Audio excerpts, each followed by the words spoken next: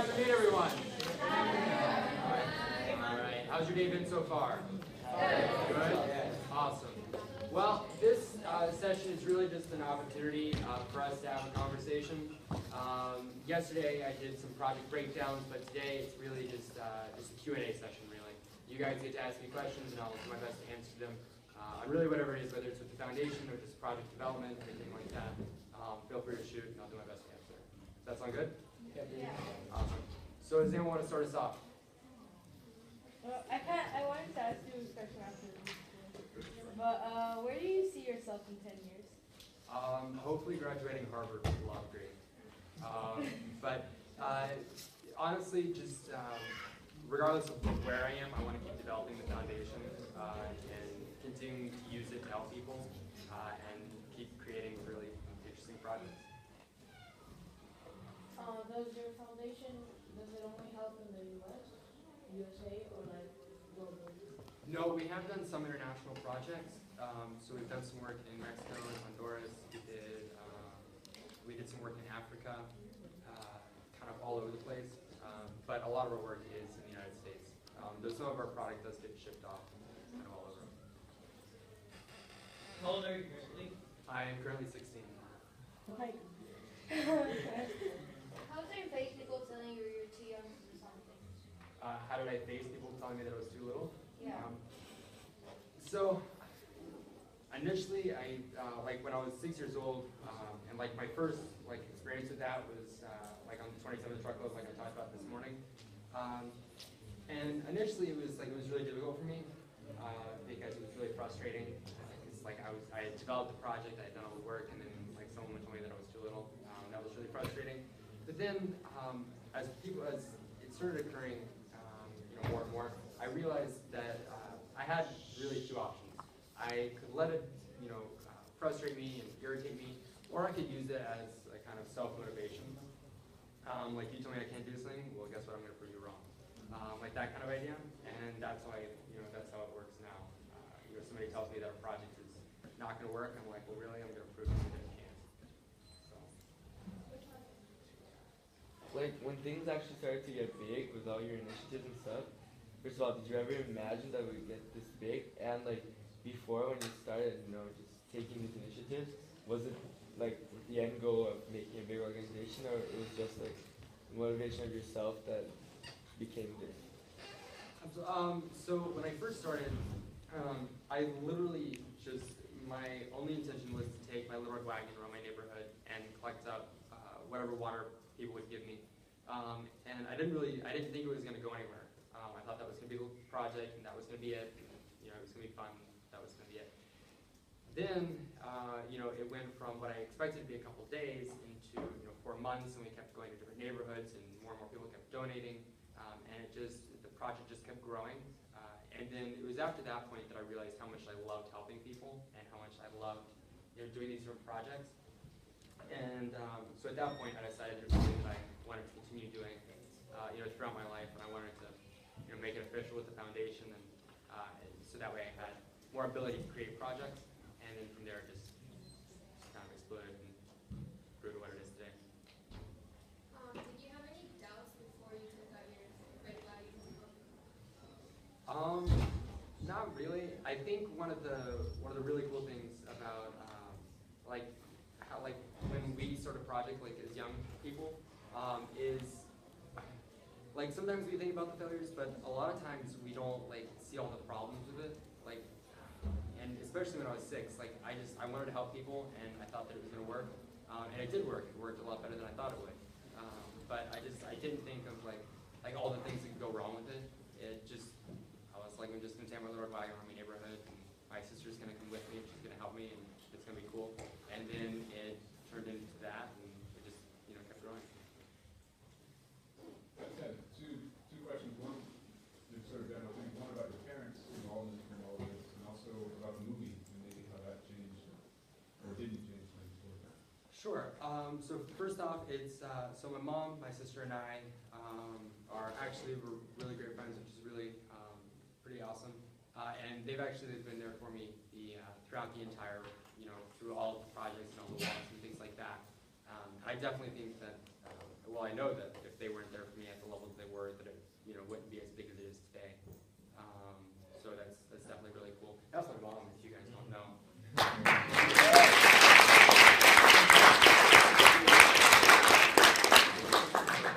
But yeah, so definitely without them, it wouldn't be where it is today. So I definitely owe a lot to them. As far as the movie, you asked about the movie.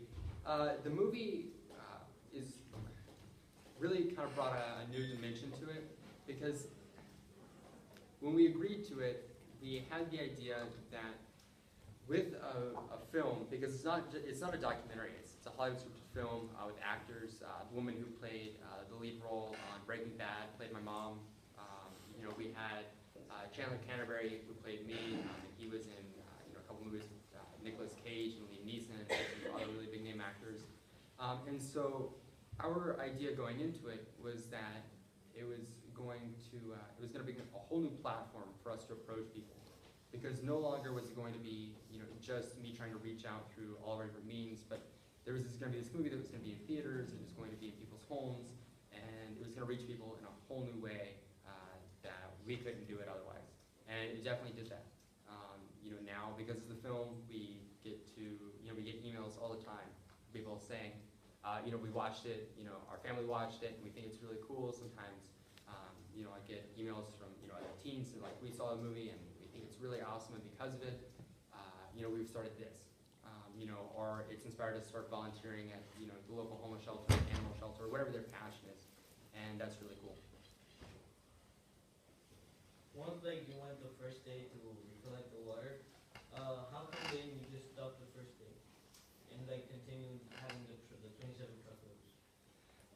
Why did I keep going after like the first wagon load, or Yeah, the like first day?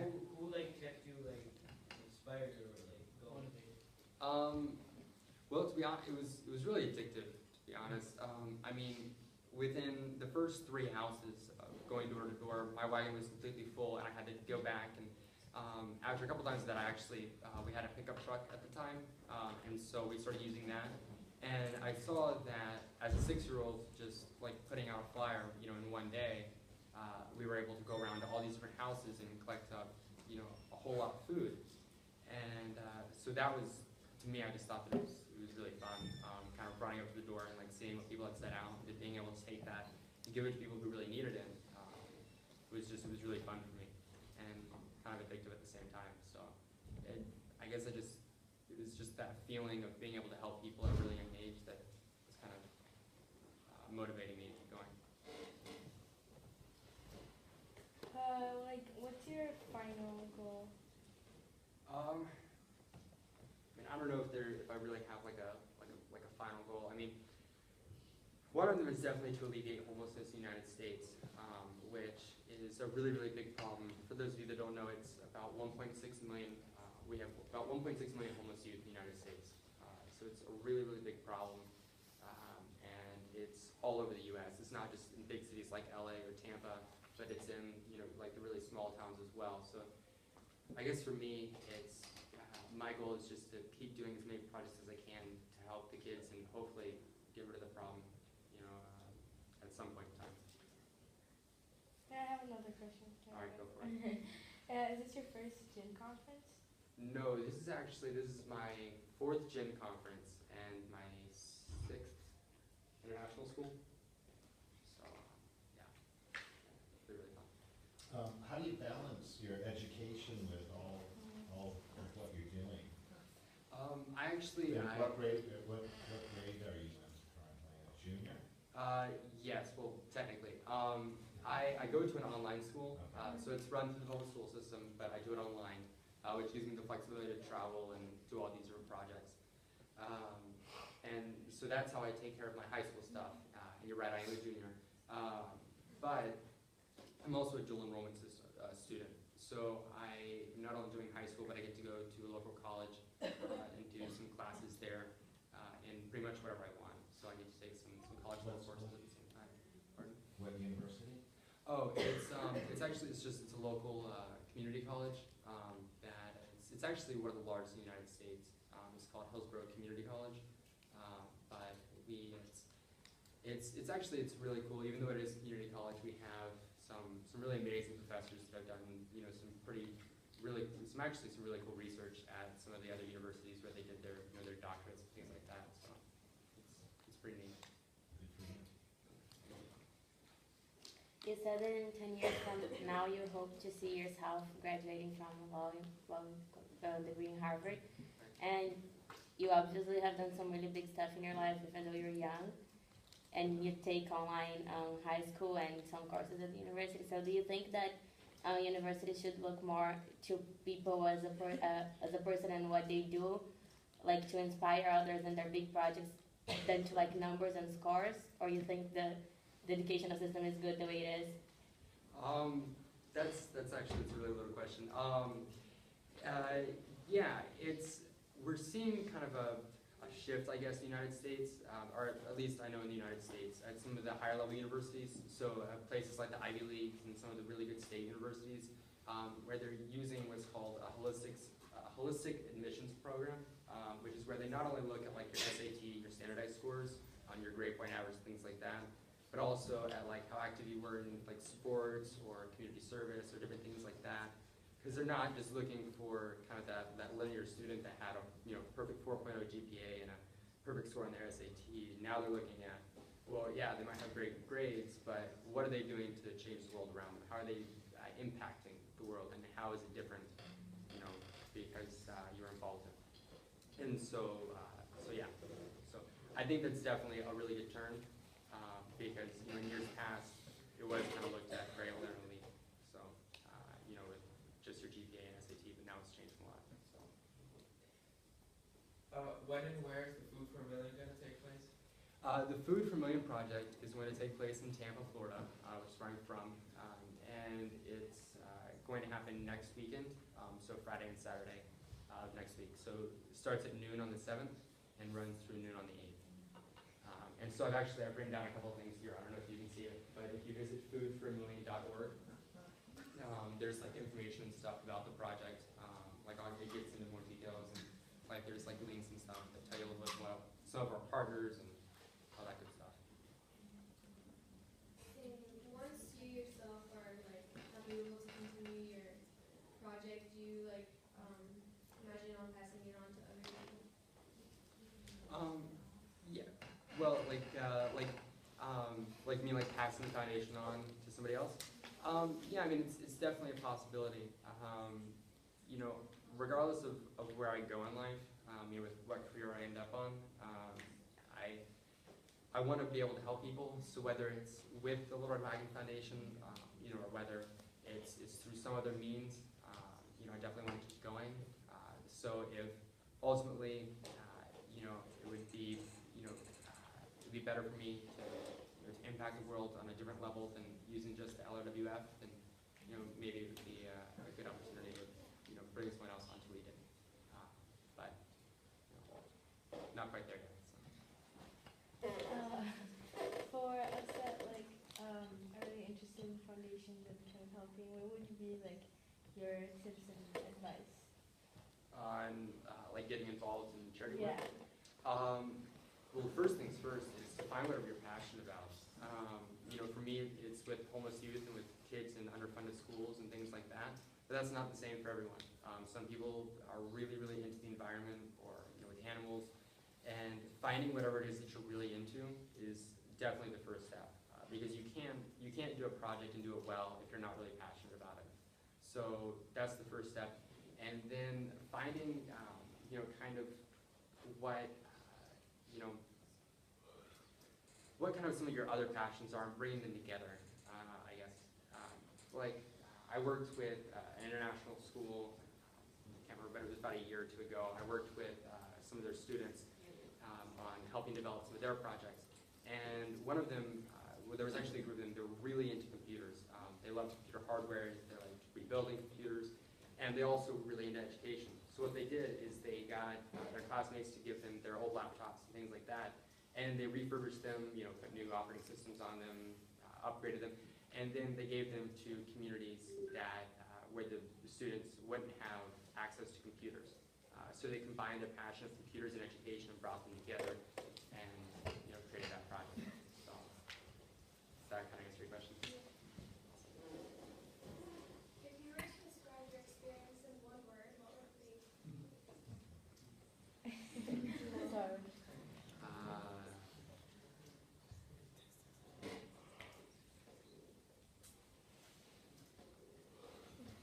I don't know, this is really tough. I'm trying to think of like one word that, I don't know. Can I think about it? Let me think about it, I'll get back to you. I'm just curious about, so you have a food for a million, you have this going on next weekend. Right. It'd be really interesting to see like how it started. I mean, when you've gone, you mentioned several different projects that you've done. When you got the food for a million idea, like, what did you do first, and then second, and third, and fourth, that led to it happening next weekend? Right, sure. So the idea for the Food for a Million project came from my Zach in the Box project, which is where I lived in a glass box for OP. And we started thinking about whether or not doing that project again would be an effective use of resources, and if it would be as successful as it would have been in the year past. And so we were brainstorming ideas, and I came up with the idea of doing a food drive again, but to take it a step further, because we really, almost all of our projects that we do are designed to not only have a direct impact on people, but to have kind of a lasting ripple effect as far as like raising awareness. And so we thought that with breaking a world record, it would draw in a lot more people that ordinarily wouldn't be that interested in a food drive. But hey, if you're gonna help break a record, that's kind of cool. So that is where kind of the idea for it came from. And then really, I just kind of went through the process of, I knew that I wanted to break a record for the most food collected in a 24-hour period in one location. So my first step was kind of figuring out like what I was going to call it, to be honest. Because with any project that we do, we try and come up with something that's going to grab people's attention. So the Food for a Million project, 1 million pounds of food, things like that, it really caught people's attention. And then I reached out to some of our partners that we had worked with in years past, and even some people that we'd never worked with. In fact, two of our partner agencies that are working with us on this project, we hadn't really done a lot with them. I mean, we'd done like really, really small stuff, but nothing big. And interestingly enough, they had never worked together on a really big project either. So we reached out to them and said, hey, this is the idea. How can you guys get involved? And they came back with their ideas, and we just kind of moved forward. We reached out to all of our corporate partners that we have, like Walmart and things like that, and just lots and lots of meetings. The Food for a Million project is really, really involved because there's so many different moving parts. First off, I mean, we have to get the food, then we have to get all the food to one location.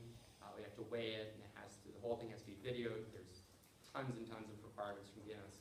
So it's a really, really involved process. But usually the flow of a project is coming up with the idea, coming up with the name, and then reaching out to partners, and then the rest of it just kind of falls into place.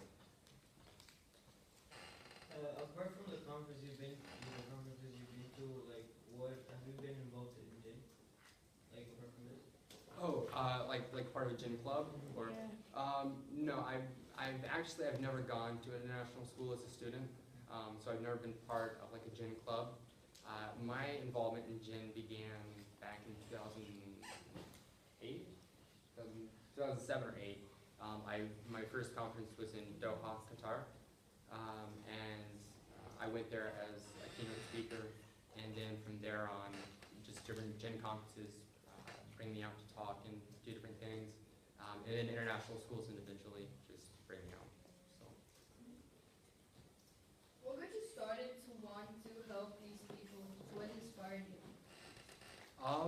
Well, I mean, how many of you, like in kindergarten and like preschool, were taught that like if you had an extra crayon or pencil or pen that you should like share with your friend?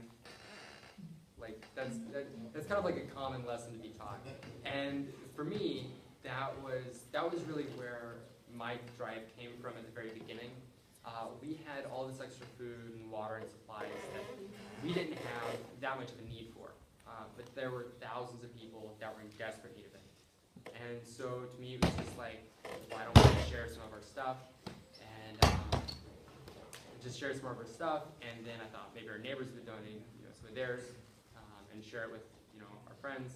And it just kind of, grew from there.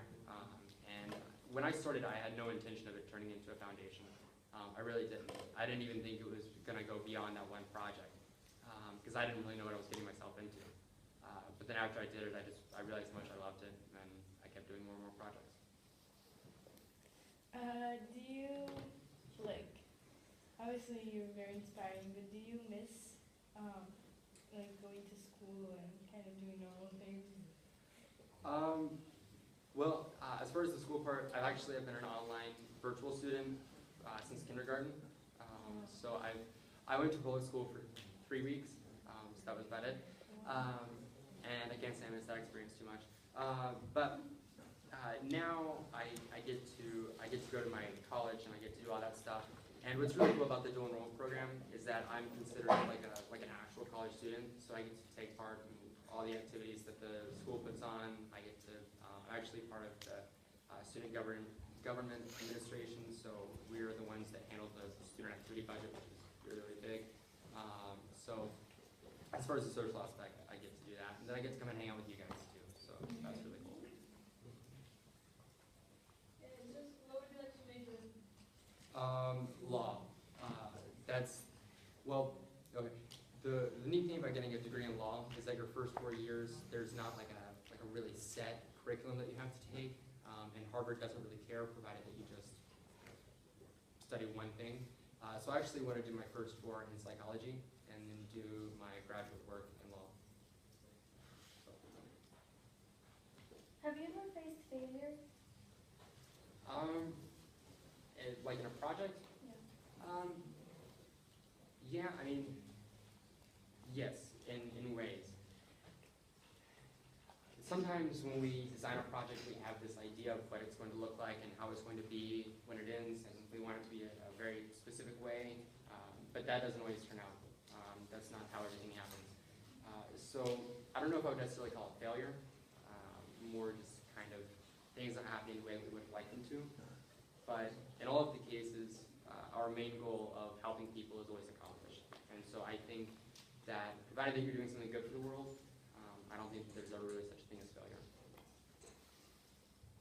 Whenever you like actually graduate from law school, do you want like to continue with the Little Red Wagon, like all yours, just like continue doing what you do? Do you want to start something new, or do you want to go and just pursue the law and become a lawyer? I don't know, maybe a combination of all three. Like I said before, the Little Red Wagon Foundation, it's something that I want to keep going with, and I want it to keep growing and keep doing more and more projects with. But when I get my degree in law, I'm going to have a whole new kind of set of knowledge and kind of base of information that I can use, and so I want to be able to bring that into, not just into the foundation, but into, the global community as a whole. And whether that's strictly with the Little Red Wagon Foundation, or whether that's maybe with a law practice, or however it is, I know that I want to keep helping people. Are your projects only for the United States, or do you plan on expanding? No. So we have done work in other countries before. A lot of our work is primarily in the United States, but we have done stuff in like Mexico and Honduras and Africa and things like that. Any more questions? Okay. I'm sorry. No, that's fine. What's your definition of success? My definition of success.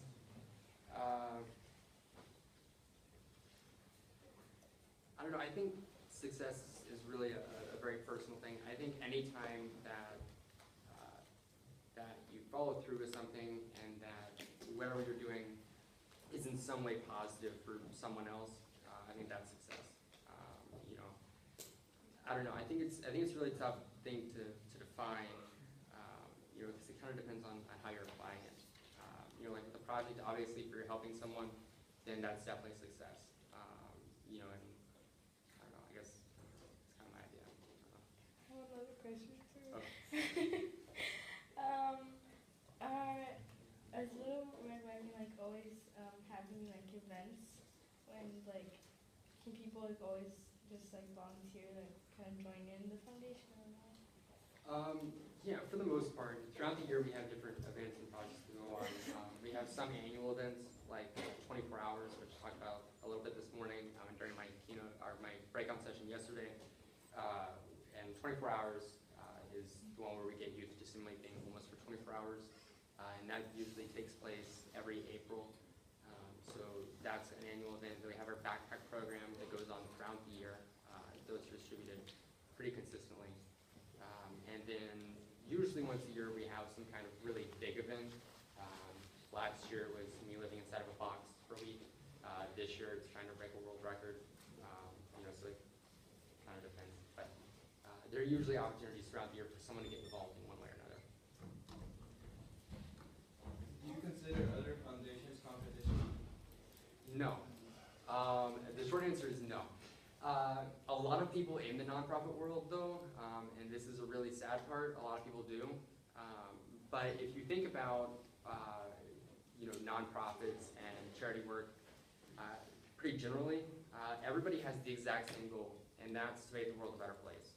So sometimes you're working in different fields. I might be working in youth homelessness, other people might be working in animals, but at the end of the day, our goal is to make the world a better place for all of us to be in.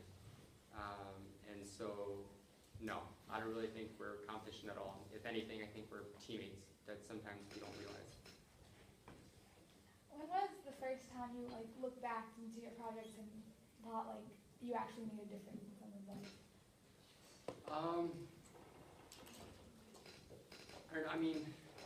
I think probably one of my first. I don't know. With Hurricane Charlie, with collecting food and water and stuff. I think there was definitely kind of an immediate realization that I was doing something that was actually helping other people. But I don't know. I think probably one of the most impactful memories that I have, with our backpack program, is that it was very early on in the backpack program. We hadn't distributed very many at that point. And in each of our backpacks, you have food, personal hygiene, sewing kit, first aid kit, candy pack, and a small toy. And we were trying to decide whether adding in the candy pack and the small toy was really worthwhile. And so one of the organizations that we were working with that was distributing them, they sent us some feedback, and they said they had worked with a boy named Chris, and they gave him one of the backpacks, and he was going through it, and he was excited for all of it. When he got to the candy pack and the small toy, he got really, really excited. And he thought that it was really, really awesome. And he said that was the first time that, and as long as he could remember, that someone gave him, a candy or a small toy, something that made him feel like a kid.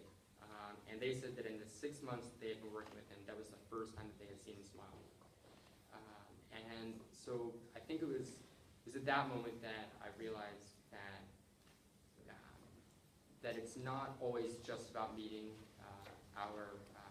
the people that we work with, their basic needs, but what we like to call their kid needs. Because it's not always just about providing shelter and food and water, which those are absolutely vital to life. But sometimes it's really important to take that extra step and acknowledge that they are, people. They're not just numbers, but that they really like candy and small toys and things like that. Do you travel often to give talks like this? Pretty often. This year, I've done it quite a bit actually.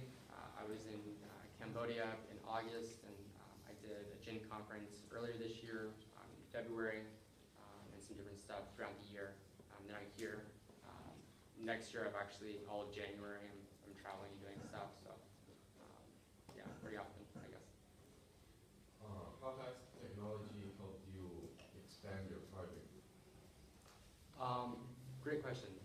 So I talked a little bit about this earlier today, but the Little Red Wagon Foundation was founded in 2004, which is the exact same time, or the exact same year that Facebook was founded. And so with the creation of social media and social networking, we've been able to use it in a lot of different ways to expand and to spread the word. An example is like with Facebook, like I talked about today. Facebook has tools where you can target specific, geographical areas, different age groups, things like that. And with that, it's allowed us to target very specific audiences for our messages, depending on what we need. With Twitter, an example is one time I needed deodorant really bad for a project for some of our backpacks. It was the same time that the Old Spice Man, do you guys know what I'm talking about, the Old Spice Man, was really popular. It was right when he had gone viral. And so what we did is we weren't really getting a response from Old Spice using our conventional methods of sending emails and letters. So what we did is I sent out a tweet saying that I really needed this stuff and sent it out to the Old Spice Man. And then I had all my own followers retweet it, and then their followers retweeted it. Then within, I think it was probably within an hour or so, we were getting an email from Old Spice saying, we'll donate whatever it is that you need. So in that way, kind of pressuring companies, I guess it's proved itself really useful. And we've used that a couple of times. Were there any scenes in the movie that were fake, that really didn't happen in your thing, in your life? For the most part, it was really true to life. The only thing is that the parallel story of the homeless family, it's very true, but it wasn't based on just one particular story. It was actually kind of a compilation of a lot of the different families that we've worked with over the years. And also, my sister isn't as mean as she is in the movie. So, yeah. Can you talk about your experience living inside a box? Sure. So last year, over the week of Easter, I lived inside of an 8-foot by 8-foot glass cube in order to raise awareness to homelessness and hunger. And it was a really interesting experience. The entire event, or the entire project for 7 days, 24 hours a day, was live streamed online in a way to kind of broaden our I want to say user base, but the amount of people that were impacted by the project, which is kind of another way that we've used social technology with live streaming things.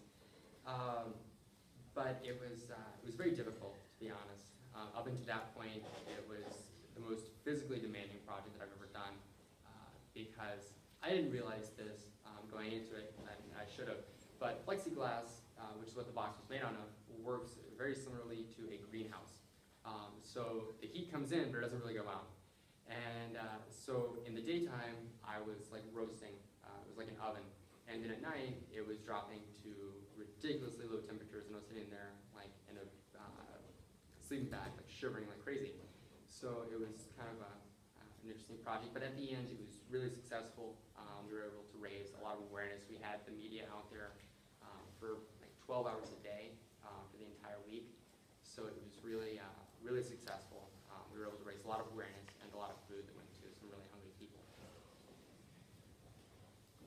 What did your friends and your parents think about what you do with this? They actually, I guess it depends on which one of them you ask. Some of them think it's really cool. Some of them don't really get it. Some of them, to be honest, don't really know exactly what it is that I do. But the ones that do, for the most part, they get involved, and they use their kind of whatever resources they have to help me out when I need them to. It's really cool. I found that when you give people an opportunity to get involved in your project, they're usually really quick to jump on board. Obviously there are going to be people that are going to tell you no, that they don't really want to, but for the most part, if you give people an opportunity and you give them a chance, they're usually really good. What age group are you aiming at? I'm sorry, say it one more time. What age group are you aiming at, in terms of presentation, speaking? I literally have given talks to elementary students. Actually quite a few times I've done them to like kindergarten groups, which are interesting. But I've done those, I've done elementary, middle school. Obviously you guys, I've done them up to like business professionals in a corporate setting. Just kind of depends. But the goal of Foundation is to reach as many people as we possibly can and to spread the word about the problems that the world is facing and to try and encourage people to get involved, no matter how old or how young.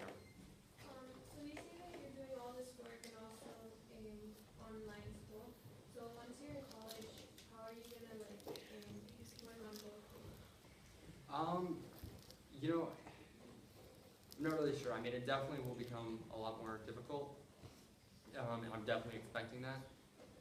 But I think going into college, there will be kind of new opportunities to expand the foundation, you know, even throughout the campus and throughout the university system. Because suddenly, you know, if you move into the student college, you know, demographics, suddenly reaching a whole lot more people, and you can target them really well, you know, from within the system. So I think that while in some ways it'll be a lot more difficult, I think it'll definitely bring a larger base for us to target. So with like all the opportunity in school, what do you do on like your free time, or do you have free time? The free time that I do have, I'm really into web development and computers and things like that. So I usually spend my time doing that. So, you know. How involved are you with the script writing? Not very, actually. The screenwriter came out and he was with us for about a week. He actually stayed with us for about a week. Got an idea of, you know, of like our personalities and things like that. But then he went back out to LA and he did all of his work. And then we didn't really see any copies of the script until right before they were casting and going into production. But even still, they were really, really true to the story. They did a really, really good job, except for making my sister a lot meaner than she actually is. How long was the walk across America? You did it, right? Yes, the March Across America was 7 months, and it was close to, I think the conversion is 4,000 kilometers. It was about 2,478 miles. Did you stay in hotels at the night, or you stayed in the room? Well, we had an RV that was loaned to us by a dealership. So what we would do is we would get up in the morning and we would start walking for that day. And then wherever we would stop to take a break for lunch, we would mark it using a GPS system, and then we'd actually place a physical marker. And then we would go and have lunch, and then we would go right back to wherever we left off. And I would start walking from there. And then at night, our chase car would take us from where we left off, and we'd mark it with GPS and physical marker, and it would take us back to the RV. And that's where we would stay. And then every few days, the RV would move up, you know, about 100 or so miles. Your family was involved, right? Yes, my mom and my sister were with me the entire way. Father? No. How many people walked with you? The entire time, it was just my mom, my sister, and I. But we would have really large groups come out and join us for different portions of it. Usually we had, you know, groups of a couple hundred at the beginning and at the end. And then we would have, you know, groups of 10, 20, or, you know, sometimes just individuals come out and walk with us for, you know, a few miles here and there throughout the walk. Have you worked with any local governments or like national governmental organizations or national like governing agencies to kind of affect change in a more systemic and policy level? Yeah, for a while I served on a really interesting committee for the Department of Housing and Urban Development, which deals a lot with homelessness in the United States. And I was on there with a few other NGOs, and it was kind of a think tank of sorts, and we just shared ideas and developed different policy changes, and it worked pretty well.